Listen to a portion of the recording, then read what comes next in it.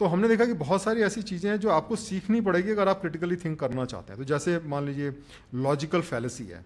पहली बात तो ये कि आर्गुमेंट क्या होता है, लॉजिक क्या होता है, साइंटिफिक टर्म्स में या मैथमेटिक्स के टर्म में, ये समझना पड़ेगा। अब हमें स्कूल्स में या कॉलेजेस में हमने तो आज तक कभी भी लॉजिक और लॉजिकल फैलेसीज के बारे में जाना नहीं, कैसे लॉजिक करते हैं।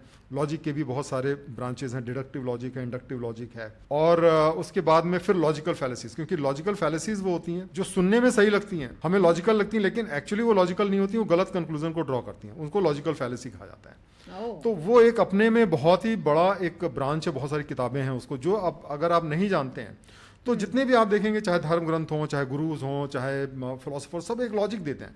तो हमें ये तो पता होना कि कैसे हम सही लॉजिक को गलत लॉजिक से डिफरेंशिएट करें। तो लॉजिकल फैलेसी एक चीज़ हो गई। उसके बाद में एक होता है कॉग्निटिव बायसेस। कॉग्निटिव बायसेस जो है ये बहुत ही, ये एक मैं समझता हूँ कि एक नई स्ट्रीम टाइप से है, जो कि मेरे ख्याल से 40-50 साल पुरानी होगी, इससे ज़्यादा पुरानी नहीं है। बुक है थिंकिंग फास्ट एंड स्लो। इसके एक्चुअली जो फादर माने जाते हैं वो डैनियल कॉलमैन ही माने जाते हैं, और वो जो बुक है उसके अंदर उन्होंने हमारे ब्रेन को 2 पार्ट में डिवाइड किया, जिसको उन्होंने कहा सिस्टम 1 और सिस्टम 2। जो सिस्टम 1 है बेसिकली वो हमारा इंट्यूशनल थिंकिंग होती है, इमोशनल थिंकिंग, जो हमें इंस्टेंट, हम कोई भी, अगर हमारे सामने कोई भी इंफॉर्मेशन आती है तो हम एक इंस्टेंट एक जजमेंट पे पहुंचते हैं, ये सही है, गलत है, ये चीज़ें होती हैं।